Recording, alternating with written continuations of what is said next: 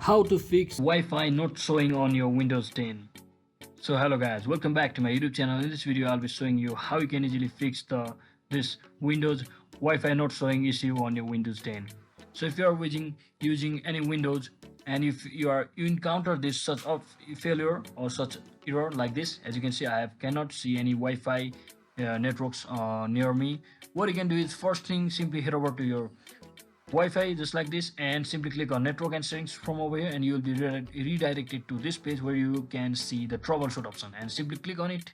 Once you click on it, you will have to wait for some time as it is detecting the problems, and simply select on the issue in which you are encountering. So I'm encountering my issue on Wi-Fi, so let me select it and simply click on try these repairs as administrator, and simply click on apply this fix and wait for some time again, and again it will show you any pop-up message. Simply ignore it and just close it. As you can say, it just told me that it's fixed. So let me just see it.